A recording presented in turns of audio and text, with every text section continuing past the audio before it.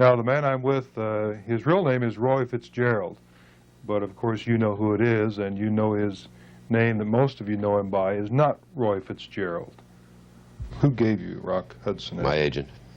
And what'd you think about it? Did you debate about changing it, or? Well, his argument was that Fitzgerald was too long a name for the Marquis. And I said, all right, then I guess we can't use Barry Fitzgerald or Geraldine Fitzgerald or any of the others. He said, well, that's a good point, except that how many Hudsons are there? Okay, so I had to agree with that. Then he submitted, I don't know how many first names, which were undigestible to me, and finally came up with Rock, and I thought, okay, to give up arguing. But I still say, what's wrong with Roy Fitzgerald, you know? Yeah, well, you told me earlier that's still your legal name. Your bank books are in that name, and your friends call you Roy. They don't, who calls you Rock? I guess strangers. Strangers. Yeah. So, in this whole process of building up, was it dehumanizing, do you think? Did you feel like a pawn? You're being taught to dance and to sword Not fight? at all. Not at all. I wanted to do it to learn my craft. Yeah. In other words, quite the opposite would be dehumanizing. If you go in, if you're assigned a role, and you are assigned roles when you're under contract to a studio, and you go in to, let's say, a Western, where you've got to be whoever, Dangerous Dan McGrew or whatever his name is, and you don't know how to ride, and yet you have to ride. That's dehumanizing. Right. So I learned how to ride because I knew I was going to be in Westerns. Well, it came in handy. You were in a number of Westerns. But, you know, being in public life like you are, being constantly in the public eye, I've read some pretty weird things about you in the fan magazines. Have you ever filed a libel suit for anything that's ever been written or said about you? Have you wanted to? And why didn't you? I've always wondered. Because it calls attention to it and only makes it worse. But shouldn't someone be called to accounting for doing those things? They should be. You know, I mean, I think our profession should, but we don't. It's difficult. But there's a lesson you have to learn, which I learned. You know, years ago when I'd be written badly about, it used to hurt, really hurt. You know, think, why? What have I done to deserve this trash in print or what have you? And there's a very famous quote from Jack Warner to one of his stars, who was very upset when they said, you know, look at this and look what they've written about me and blah, blah, blah, blah, blah. And he said, relax. It's tomorrow's toilet paper. Yeah, that's true. You probably can't use that either. Well, sure, why not? But it did take you a while to accept that. But you have to sort of become calloused. Yeah. How long did it take you? Very quickly, or did you used to be more sensitive? It was over a period of years, yeah. If you had to go back and start all over again, would you be an actor? You bet. Would you? You don't regret any of it. At 50, do you feel pretty well fulfilled as a man? Yes, I think so.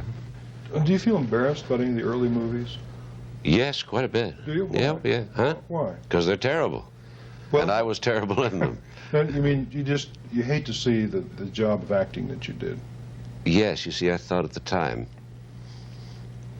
and when I was young, I was very young, and I thought, this is really the last of the red-hot actors, you know? Yeah. And I look at it, and it's just dreadful.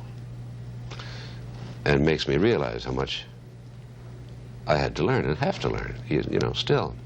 Well, sure, learning is part of getting better in your craft. We all do that. I think in your case, though, do you think the more serious roles you have begun to take are kind of taking away from your image as a sex symbol? I hardly think you can be a sex symbol at 50. Oh, yes, you can. Oh, yeah? Sure. Are you 50 this year? Well, I certainly think you are to a lot of people. From what people have said to me when I said I was going to interview Rock Hudson, I asked to get autographs and... Maybe once a month. Now, do you think you're a handsome man? No. You really don't? No. I mean, when you look in the mirror in the morning, you say, gee, what a kisser. I wish my nose were different. That's hard for me to believe. Mirror is a liar in the first place. Yeah? Well, how does it lie to you? Well, you never see yourself. as others see you. And the way you see yourself is totally unimportant. It's the way other people see you, I think. Furthermore, I've seen this puss all my life. So there's nothing...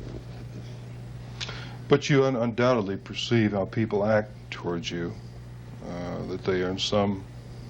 Well, maybe you don't. Maybe you think people... You mean in terms of, like, awe? Yeah. Like that? Well, yeah, I understand a big star, that. you know. I understand that because I have been in awe of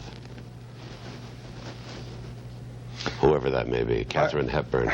Well, that's funny. I heard Joni Rivers say the other night that her friends, Carol Burnett and so forth, and I think maybe she mentioned you, she thinks of them as her friends. It's hard for her to keep remembering that in most of America they are big stars, but for her they're people that they see every day. So I guess for you to say Katharine Hepburn is, you might ask for her autograph? You wouldn't No, I just go like that.